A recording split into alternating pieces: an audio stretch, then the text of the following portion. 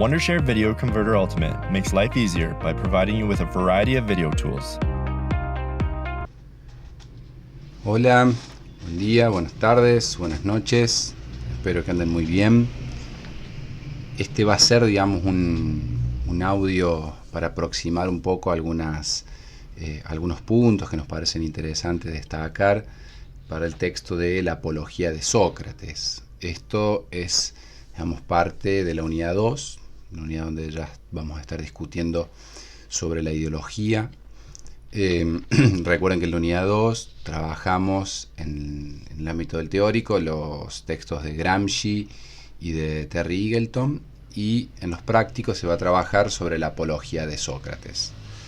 ¿Qué es lo que vamos a proponer, digamos, con la apología de Sócrates?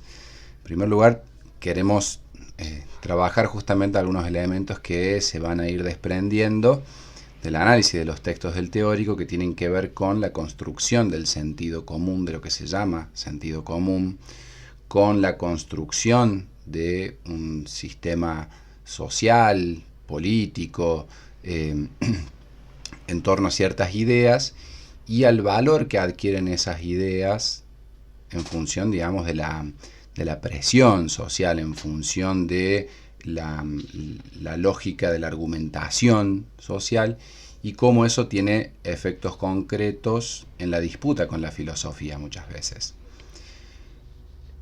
En primer lugar, digamos, tenemos que referirnos al texto, digamos. La primera aproximación tiene que ser entender de qué texto estamos hablando. La Apología de Sócrates es uno de los primeros diálogos platónicos en donde relata el juicio a su maestro Sócrates, un juicio al cual es llevado por la acusación de 3 ciudadanos atenienses. Recordemos que estamos hablando de la Grecia clásica, estamos hablando en el año 399 a.C., más o menos, que en esa época no se sabía que era el 399 a.C., porque todavía no estaba señalado el año 0, ¿no?, de acuerdo al calendario gregoriano, es decir, era otra forma de llamar, digamos, a las temporalidades. Pero para nosotros que vivimos según ese calendario, está establecido, digamos, que esto que nos va a contar Platón ocurrió en el 399 a.C. ¿Qué es lo que pasa aquí, digamos, ¿no? Bueno, esto es como un camino, digamos, que se inicia por el final, el de los diálogos platónicos, ¿no? Es decir, bueno, él empieza en cierta forma su itinerario filosófico con el final, digamos, o con una escena, digamos, muy crítica para su pensamiento, que va a ser, digamos, el juicio a su maestro. Después, hacia adelante, por ejemplo, la alegoría de la caverna que ustedes vieron del texto de la República, es un texto que escribe Platón mucho después de este primero de la Apología, pero siempre, digamos, basándose en las enseñanzas de su maestro Sócrates, y después, digamos, en la apropiación que él va a hacer, digamos, de la palabra de su maestro para decir lo propio, ¿sí? Pero ¿por qué digo esto, digamos, no? Porque hay que entender, digamos, que cuando leemos a Platón y los diálogos socráticos, estamos en un marco, digamos, del pensamiento filosófico, ¿sí?, que se inicia o que quiere, digamos, desarrollar la forma de intervenir filosóficamente el mundo a través de la constitución de un diálogo, de un modo, digamos, de enfrentar a los problemas filosóficos a través de un desarrollo dialógico entre interlocutores que van a poner un problema filosófico en discusión, sea la verdad, sea la justicia, sea lo bello, sea el amor, etcétera, etcétera, que son los grandes temas, digamos, de los diálogos socráticos, son tratados discursivamente, ¿no? Entonces van a ver que es como si fueran los diálogos una obra de teatro, digamos, ¿no?, una representación en la cual hay un ida y vuelta, ¿no?, una discusión, ¿sí?, en la calle, en el ágora, digamos, que es en la plaza pública, en la casa de un amigo, lo que sea, pero siempre en el tono de construir mediante el diálogo. Sócrates nunca escribió nada, todo lo que se sabe de él es en base a los escritos de sus alumnos, ¿no?, con Platón a la cabeza. Pero este diálogo es central, digamos, en la reconstrucción de la filosofía de Occidente, porque inicia, digamos, no solamente esta forma, digamos, de escritura de la filosofía platónica, sino también porque marca un hecho sumamente crítico, que es la condena a muerte de Sócrates. El diálogo, no les spoileo si les digo que termina, digamos, ¿no?, con la condena de Sócrates a morir por envenenamiento, digamos, ¿no?, bebiendo un veneno que se llamaba cicuta. Y esto, digamos, es aceptado por él, ¿no? Él acepta esa decisión, ese fallo, digamos, de la ciudadanía, de los ciudadanos, digamos, del ágora ateniense, de los jurados, de los jueces atenienses, en razón, digamos, de cómo se va a dar la discusión en ese juicio. Él no acepta, digamos, en definitiva, las razones por las cuales lo condenan a muerte, pero acepta el fallo. Eso es una cosa que marca, digamos, un poco lo que se desprende, uno de los desprendimientos de ese diálogo, que es la distinción entre la vida filosófica, ¿sí?, y la vida de lo cotidiano, vamos a hacerlo así para traer, digamos, a lo que venimos charlando. Una apología, digamos, ¿por qué se llama la apología de Sócrates, ¿no? ¿Qué es una apología? Apología, cuando se habla de apología, se habla de un discurso, ¿no?, de una defensa, de un modo de justificar, ¿sí? Apologos es, digamos, la partición de la palabra, que básicamente quiere decir, ¿no?, la elaboración de un discurso en defensa de algo, de una X, vamos a ponerle, ¿no?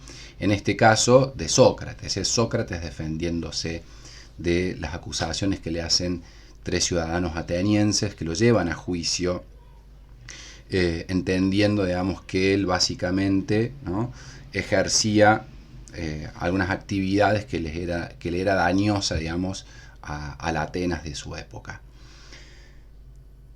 Hay 3 grandes acusaciones, ¿sí?, que ustedes van a ver en el texto que tienen para leer, que son básicamente las acusaciones de sofista, que es algo que tendrán que repasar, que averiguar, que investigar un poco de qué se trata, digamos, esto de sofista, ¿no?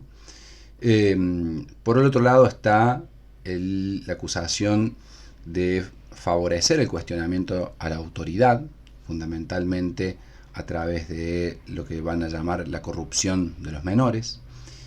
Y en tercer lugar, la relativización de los principios que regían a la Atenas de su época, ¿no?, de los principios fundantes o rectores de la polis, ¿sí?, elemento también polis que sería bueno que indaguen, ¿no?, para someterlo a la charla y al comentario en la clase. Hay que señalar, digamos, ¿no?, como estamos nosotros intentando pensar esto a partir de la disputa o de pensar filosóficamente una categoría como la del sentido común, una de las cosas que tendríamos que estar pensando es por qué quienes lo condenaron, sin conocerlo a Sócrates, sin conocer, digamos, en definitiva, quién era o qué hacía Sócrates, se van a dejar llevar por cierta impresión general de Sócrates, de su actividad. Es decir, básicamente se dejan llevar por las acusaciones, ¿no?, por los acusadores. Estas acusaciones, como les decía, digamos, las 2 acusaciones más fuertes, la acusación de sofista es fácilmente rebatida por Sócrates, pero las 2 acusaciones de mayor peso van a ser las de corromper a la juventud y la acusación de impiedad. La acusación de impiedad tenía que ver con el rechazo, ¿no?, supuesto de Sócrates a los dioses que regían la vida ateniense y la propuesta, digamos, de falsos dioses, le decían, ¿no? Es muy interesante ver cómo en ese texto, ¿no?, en el cual se discute la culpabilidad o la inocencia de Sócrates, se va, digamos, a dejar luego, con los diálogos posteriores, en evidencia que era casi un camino al cual Sócrates sabía que iba a llegar, digamos, ¿no? Hay otro diálogo posterior a la apología que se llama Gorgias, en el cual uno de los personajes de ese diálogo, que está charlando con Sócrates, que se llamaba Calicles, le dice en un momento a Sócrates que si él seguía haciendo lo que estaba haciendo, lo iban a llevar a juicio y lo iban a condenar a muerte. ¿Y por qué, digamos, Calícles estaba seguro de esto? ¿Y por qué Sócrates, si sabía que lo iban a condenar, ¿no?, mantuvo esa conducta, mantuvo, digamos, los lineamientos que incluso él admite en ese diálogo en el Gorgias, que efectivamente si lo llevan a un juicio por las acusaciones que Calícles en ese momento le hacía, él no iba a saber defenderse y que seguramente lo iban a condenar a muerte? Pero concentrémonos un poco en las acusaciones, ¿no? Fundamentalmente en esa acusación de corrupción, digamos, de la juventud. Hay un elemento, ¿no?, que va a estar en discusión en este texto, que es, como les decía, ¿no?, lo que es la vida filosófica y la filosofía en general como cierta disrupción a la verdad. Hay una tensión en Sócrates y en la filosofía en general, que hemos hablado ya la clase pasada en el teórico al menos, entre la generación y la corrupción de los elementos, ¿no? La filosofía, como la hemos visto con Hadot, como lo hemos visto en la lectura con Badiou, la filosofía se trama, ¿no?, en la disputa sobre lo que es y lo que no es, y sobre cómo lo que es llega a ser y lo que no es determinado como tal. Hay un elemento, digamos, en la filosofía platónica y que Badiou va a retomar, que es esta idea de que la verdad, a fin de cuentas, existe como una cierta generación, ¿no? La verdad se genera. El pensamiento, no obstante, la desplaza a la verdad por la corrupción de sus fundamentos. ¿Qué quiere decir esto? Como habrán visto, por eso hay que leer estas cosas en continuidad con lo que empezamos a ver en la unidad 1.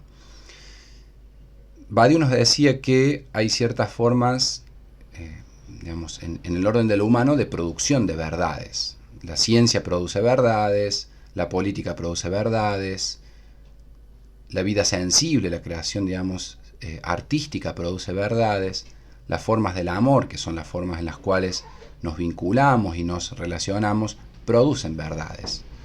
Lo que hace la filosofía es tomar esas verdades, ¿sí?, no admitiendo su plenitud, es decir, no tomándolas como algo dado o como lo que debe ser, sino justamente cuestionando sus fundamentos. Cuestionar en el sentido de poner en tensión, cuestionar en el sentido de corromper aquellos elementos que supuestamente le dan su carácter de verdad. Porque, como decíamos con Hadot, el hecho de que el ser humano pueda pensar y ese pensamiento sea posible desplazarlo todo el tiempo, es lo que nos da a nosotros el indicio de que las verdades nunca son definitivas, siempre están, digamos, o parten de cierta composición. Y la filosofía a través de la pregunta, a través del cuestionamiento, ¿sí?, de los principios, de los fundamentos, lo que hace es corromper justamente aquello que lo sostiene, ¿no? La idea de la corrupción acá, digamos, es muy fuerte, ¿no? Y acá corromper hay que darle el peso que tiene en términos de la filosofía, ¿no? Entonces, preguntémonos, ¿no? Pregúntense ustedes en ese texto que tienen ahí, ¿de qué corrupción se está acusando a Sócrates? Nosotros usualmente asociamos esa idea de la corrupción, dicen en otro texto Alain Badiou, ¿no?, se suele asociar la idea de la corrupción en nuestra época con la corrupción por el dinero, por la corrupción sexual o por la corrupción por el poder. Sin embargo, digamos, lo que se va a ir desprendiendo de este texto de la Apología es que la acusación, digamos, a Sócrates de corrupción no tiene nada que ver con el dinero, porque él justamente rechaza recibir dinero por lo que hace. Rechaza recibir, digamos, dinero a cambio de rebatir a alguien, ¿no? Así como si la discusión filosófica o la discusión que hace Sócrates sobre ciertos principios para desfundamentarlos, para ponerlos en cuestión, dependiera de quién le paga. Eso sería, digamos, como hacer una suerte de ser una suerte de mercenario de la corrupción de los principios, ¿no? Que es algo que Sócrates rechaza y sobre lo cual puede dar evidencia. Decíamos que esa acusación fue fácilmente rebatida, digamos, por Sócrates y por quienes estaban ahí escuchando el juicio. El otro tipo de corrupción a lo que se asocia esa palabra es el tipo de corrupción sexual, digamos, ¿no? Así, bueno, Sócrates corrompe a la juventud porque busca favores sexuales de esa juventud. Pero sin embargo, digamos, en la filosofía platónica, ¿no?, la relación amorosa no se teje en el orden de lo sensible, en el orden de lo físico, sino que Platón tiene un concepto, y Sócrates, digamos, tiene un concepto del amor como lo que se llama una elevación subjetiva, es decir, frente al cuerpo, ¿no?, dice Platón, ahí, la filosofía le opone algo mucho más grande, que es la salud del alma. De hecho, digamos, gran parte de la filosofía platónica es una orientación a ciertos elementos que habitan en el orden del humano que superan o pretenden superar la mera vida física de los sujetos, la mera vida física de los cuerpos, ¿sí? Por lo tanto, tampoco se refiere ese ataque, digamos, de corrupción a la sexualidad. La otra opción que queda es la corrupción en torno al poder, en torno, digamos, a ver si, esto que decíamos hace un rato, si la práctica socrática tenía que ver, ¿no?, con apoyar ciertas ideas políticas para favorecer a ciertas lógicas del poder, o por el contrario, digamos, como si fuera, digamos, una suerte de filosofía partidaria, ¿no? Pero sin embargo, digamos, la filosofía de Sócrates, y como él se va a encargar, digamos, de demostrar, digamos, con su argumentación, no tiene nada que ver, digamos, con la política en términos, digamos, partidarios. De hecho, si hay algo, dice Sócrates, que la filosofía le va a aportar a la política, es el desinterés, ¿no? El desinterés porque no tiene una vocación de dominio, de dominación, la filosofía, ¿sí? Entonces, uno tendría que pensar acá, ¿no?, qué está pasando, por qué, digamos, semejante acusación, y qué clase de pensamiento es este que desprecia el dinero, el poder y la dominación, y sin embargo es atacado de corrupción. Y acá volvemos a la discusión sobre lo útil o lo inútil de la filosofía. Y la pregunta es ahora, ¿qué vida propone la filosofía, ¿sí?, si no está en orden a las verdades de su tiempo? Esto en el sentido, digamos, si la verdad de nuestro tiempo es, ¿no?, el dinero, si la verdad de nuestro tiempo, digamos, es la mera satisfacción, ¿sí?, física de nuestros deseos, o la mera satisfacción, digamos, de la dominación, ¿no?, ¿qué hace la filosofía? Venimos discutiendo bastante este asunto también en los teóricos, y venimos intentando decir que hay ciertas problemáticas, cierto orden, digamos, de problemas que trabaja la filosofía, que piensa la filosofía como forma de vida, que están no en orden de lo inmediato, sino en orden de lo mediato, podríamos decir, ¿no?, en cierto orden de las cuestiones que no se reducen a la utilidad del sistema de lo útil en el cual vivimos, sino que desplazan ese mismo concepto de utilidad hacia aquellos elementos que parecen absolutamente inútiles, ¿no? Entonces acá hay una oposición, podemos pensar, entre la filosofía como una verdadera vida, ¿sí?, una vida, digamos, que apunta a elementos más compuestos, más complejos de la vida humana, que no se reducen, vuelvo a decir, a la utilidad de lo inmediato, ¿sí?, y esta verdadera vida, que es la vida del humano, no de aquellos que se dedican a la filosofía en términos profesionales, como siempre decimos, sino que, ¿sí?, habita en la totalidad de los sujetos.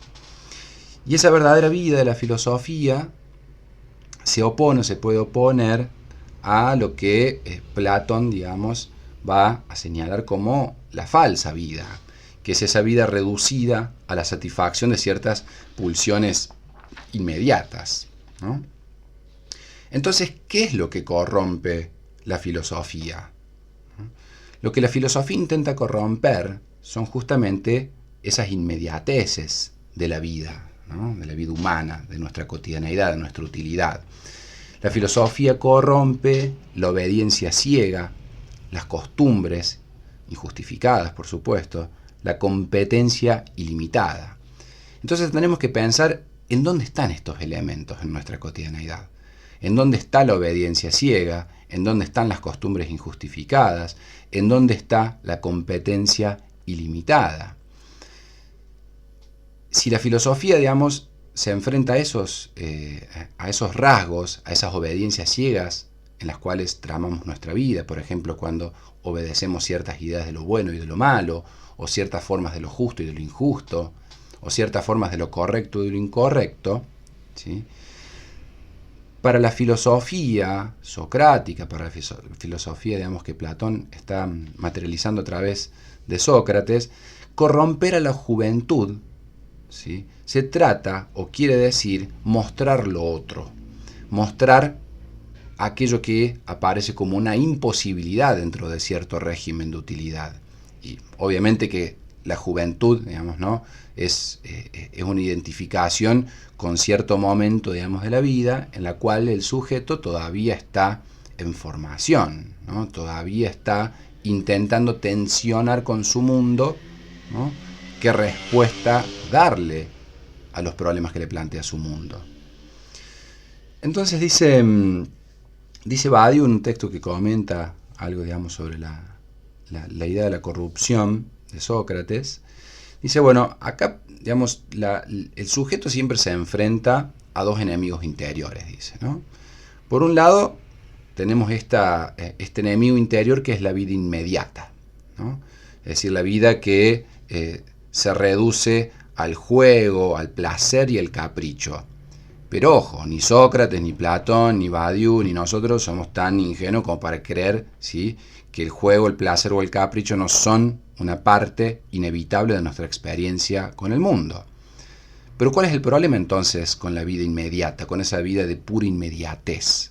Que es algo que podríamos estar pensando acá en el práctico, digamos, ¿no? ¿A qué se llama, digamos, la inmediatez? ¿Sí? Y en todo caso, ¿cómo se construye esa inmediatez?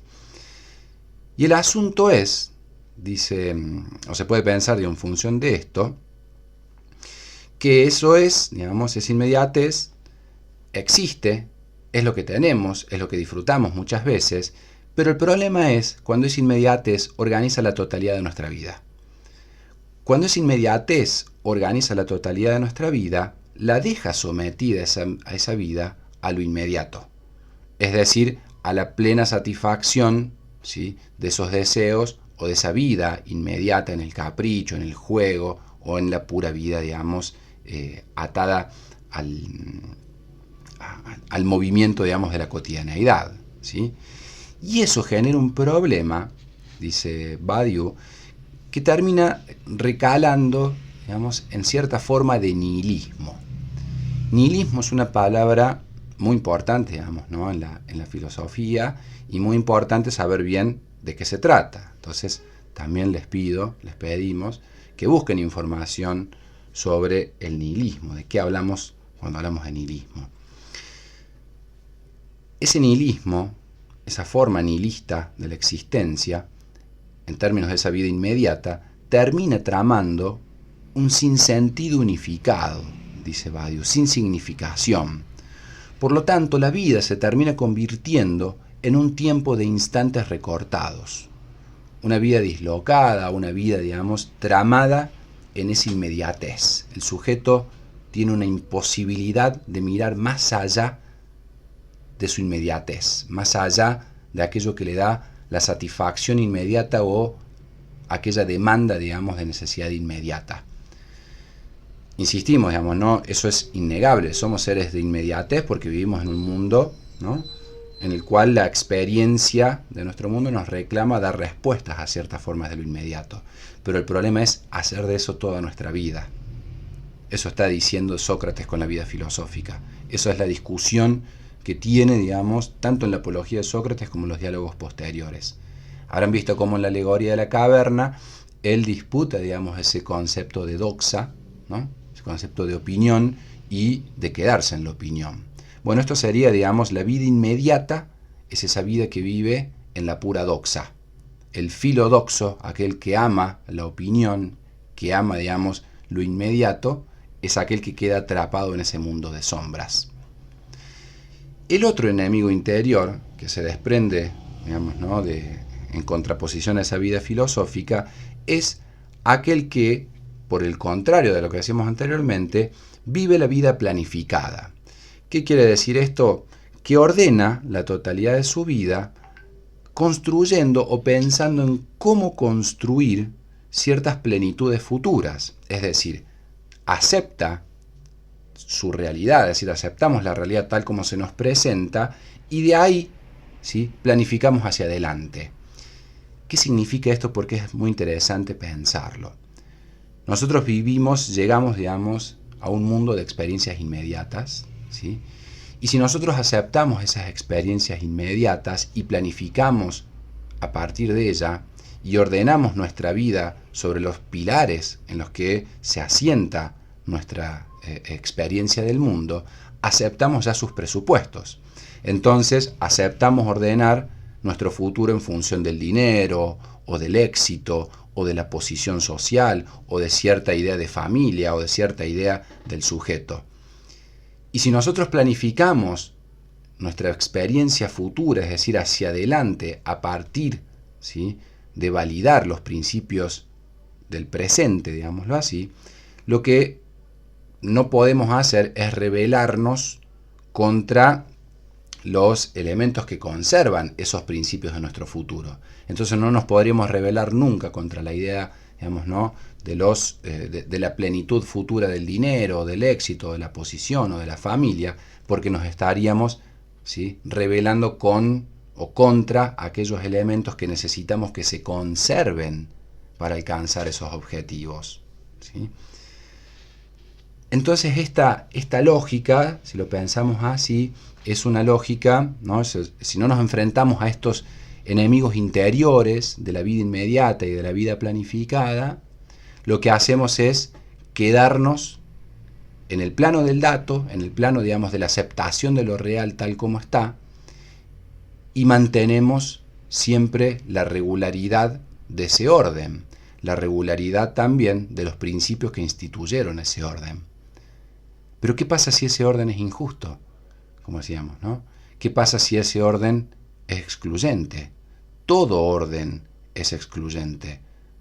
Todo régimen de utilidad deja ciertas cosas en el ámbito de lo inútil, que pueden ser sujetos, que pueden ser formas de vida, que pueden ser modos del ser alternativos. Deja algo en el no ser, y ese no ser pueden ser sujetos, culturas, historias, etcétera, etcétera. Entonces la práctica de la filosofía es una revelación, es una corrupción de los principios que instituyen o que van a dar forma a la vida del sujeto. ¿Por qué hace eso el sujeto? Porque hay un principio, como decíamos, ¿no?, en el humano, como ser pensante, como ser que puede tensionar, por su capacidad, digamos, de pensar el mundo, puede tensionar los principios en los que vive, ¿sí?, para romper los criterios, para romper las formas en las cuales está habitando, para democratizarlas, para liberarlas, para deconstruirlas, para identificarlas, para saber de qué se trata, ¿sí?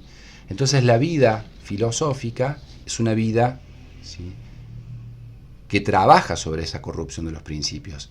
Entonces a la acusación, digamos, de corromper a la juventud, les recomiendo, digamos, que lean la argumentación de Sócrates cuando lo acusan de esto, ¿no? La acusación de corromper a la juventud tiene que ver, digamos, ¿no?, con la vida filosófica.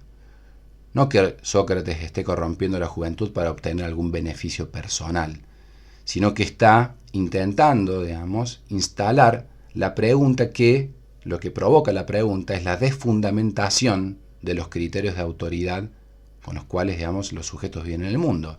Entonces, ¿cuál era el problema para la ciudadanía ateniense con lo que Sócrates iba, digamos,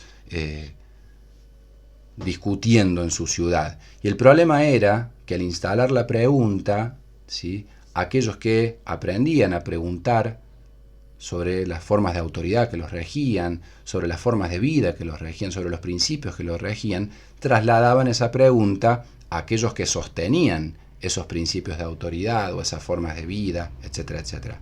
Entonces, los hijos les preguntaban a los padres, ¿no?, sobre los criterios para vivir de un modo o del otro, ¿no? El esclavo le preguntaba, no sé, imaginen, ¿no?, digo, extendiéndolo un poco, ¿no?, porque los esclavos no eran ciudadanos de Atenas, pero en ese tono de la pregunta, el esclavo le pregunta o disputa, digamos, el orden del mundo al amo, la mujer a las formas, digamos, de opresión o de dominación, el excluido a lo que lo excluye, el dominado al dominador, dominadora, digamos, ¿no? Entonces, la corrupción de la que se está acusando a Sócrates es la forma de vida misma de la filosofía. Por eso la tensión de la filosofía con las verdades, ¿no? Esto también está muy claro, digamos, ¿no?, en la posible partición argumentativa, podemos llamarle así, que va a ser Platón en su defensa, digamos, en el juicio, ¿sí? Uno podría pensar, bueno, pero ¿cuáles son las pruebas, las evidencias que aportan los acusadores de lo que están acusando, ¿no? Y uno tendría que evaluar el peso de esas acusaciones con las pruebas que tienen esos sujetos. Y ahí podríamos intentar decir, bueno, si se trató de un juicio justo o no. Es algo que también podemos discutir, y podemos discutir en el práctico, ¿no?, si hay tal vez en nuestra época, en nuestro tiempo, prácticas en las cuales, ¿no?, las pruebas o la evidencia o la correspondencia de lo que se acusa tiene correlato o no con la realidad, y si en definitiva eso importa. Porque lo que podemos intentar pensar es si lo que le pasó a Sócrates ha seguido pasando en la historia, digo, de los juicios, ¿sí?, y en la historia de la cual, digamos, las acusaciones muchas veces no tienen, digamos, los elementos probatorios para ello, pero sin embargo siguen su curso. Pero insisto en que es muy interesante pensar cómo, digamos, luego de que pensemos esa trama, digamos, de las pruebas, de las evidencias, de la correspondencia, que pensemos o que avancen ustedes, al avanzar en la lectura, piensen en la necesidad moral que le aparece a Sócrates de defender sus convicciones. Y en esa necesidad moral de defender sus convicciones está tramada un poco la idea de la vida filosófica socrática, ¿no? Sócrates se podría, ustedes van a ver en el texto, se podría haber salvado. La pregunta es, ¿por qué no se salvó Sócrates? Ustedes pueden encontrar esa respuesta en el texto, está ahí, ¿no? Incluso pueden preguntarse, van a ver que la votación, digamos, sucede en 2 veces entre los jueces, se votaba, digamos, por mayoría, ¿no?, la condena. Se pueden preguntar por qué, ¿no?, después del primer resultado de la votación, en el cual Sócrates ya tenía, digamos, más votos en contra que a favor, no obstante, luego de retomar de vuelta la palabra, en el segundo proceso de votación, más jueces votan a favor de la muerte de Sócrates. Pero vuelvo a decir, no porque hubiera elementos probatorios de que Sócrates era culpable de lo que lo acusaban, ¿no?, sino justamente tal vez habría que pensar que Sócrates va a señalar algo ahí, y de eso les pedimos que lo busquen, va a señalar algo que está tocando, digamos, ciertas fibras en torno a la verdad de las Atenas de su tiempo. Y esas verdades, este es el asunto también, esas verdades, esas fibras sobre la verdad que toca Sócrates, ¿sí?, son las verdades que juzgaron a Sócrates. Y lo que tenemos que entender, para traerlo, digamos, a colación, es que nosotros también participamos de sistemas de verdades que juzgan permanentemente nuestra forma de vida, nuestra forma de ser o nuestra forma de no ser. Juzgan el modo de ser en el mundo, juzgan el valor de ciertas acciones o de ciertas ideas o de ciertos modos en el mundo. Por lo tanto, están siempre enjuiciando, estamos siempre siendo enjuiciados por nuestro modo de vida, por nuestra forma de vida, ¿sí? Y tenemos que entender que nosotros participamos, querramos o no, de esas tensiones, que no dependen, por supuesto, ¿no?, de ningún centro de poder. Estas formas de vida, estas formas de enjuiciar lo real, no dependen de un centro del poder, llámese Estado, llámese banco, etcétera, etcétera. Son lógicas que habitan, que se construyen en el tejido social, en la cultura, en las formas de producir, en las formas de identificarnos, de reconocernos como sujetos, y que van construyendo las verdades de nuestro tiempo, como dice Badiou, ¿no? Entonces, si entendemos eso, tenemos que entender que también ahora, en el 2021, ¿sí?, hay verdades que nos están enjuiciando todo el tiempo nosotros, y que tenemos la posibilidad siempre, por nuestra característica, digamos, ¿no?, de ser humanos, ¿sí?, tenemos la posibilidad de estar siempre revisando esos elementos que nos están enjuiciando. ¿Y para qué hacerlo?, dirán ustedes, si yo no soy acusado por la verdad de mi época, si yo quiero, reafirmo y confirmo lo que quiere mi época, no sé, ser más exitoso, tener más dinero, ¿no?, tener cierta familia, identificar a ciertos sujetos como válidos, ¿no?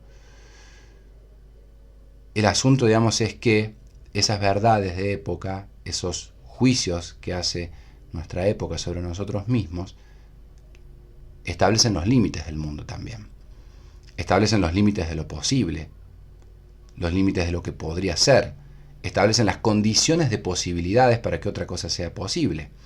Entonces acá hay gente, ¿no?, que está estudiando carreras que tienen que ver con la búsqueda de formas más democráticas, más justas, más libres de vivir en el mundo, tendrían que estar pensando en los elementos de juicio que establecen en su vida inmediata, ¿sí?, y en su planificación de la vida, tendrían que estar pensando qué elementos ya determinan esa vida inmediata y esa planificación de la vida, para darse cuenta cuáles son las que nos habitan y cuáles son más o menos democráticas, más o menos justas, más o menos libres.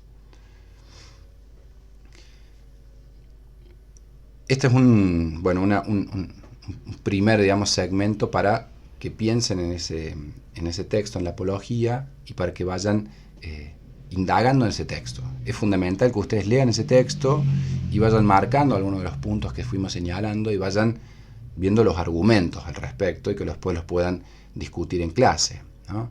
Entonces, tramar primero la discusión sobre la corrupción, ¿sí?, tramar primero, digamos, la discusión sobre qué significa la vida filosófica, y también, ¿no?, posterior, y pensar en esas verdades, ¿sí?, que juzgaron a Sócrates, y también pensar, por lo tanto, las verdades que en nuestro tiempo nos están juzgando a nosotros, y dónde las podemos ver materializadas, y dónde podemos ver casos, ¿sí?, en los cuales, digamos, en términos jurídicos, en términos, digamos, de ficciones jurídicas, ¿sí?, podamos estar viendo de pronto prácticas que, como en el caso de Sócrates, no hay pruebas, no hay evidencia, no hay correspondencia con los hechos, pero sin embargo hay ciertas verdades de época que están enjuiciando a quienes allí son acusados.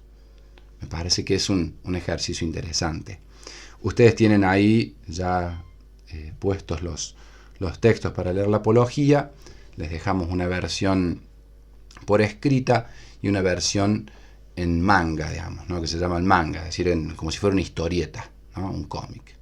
Está toda la apología ahí, digamos, no es que es una mera caricatura, no, es un diálogo serio, digamos, hecho en cómic, pero que para la lectura por ahí les puede resultar, digamos, ¿no?, como más ágil, si se quiere, sobre todo por el uso de las imágenes, digo, ¿no? Bueno, espero que lean, espero que disfruten ese texto, es tremendo. Recuerden que están, digamos, presenciando, siendo testigos de un juicio que lleva, digamos, a una condena a muerte absolutamente injusta, y lo más impresionante es el modo en que el sujeto lo acepta, ¿no?, sabiendo la injusticia que estaban cometiendo con él. Sin embargo, él acepta ese juicio, él acepta esa condena, y la pregunta que les trasladamos es ¿por qué?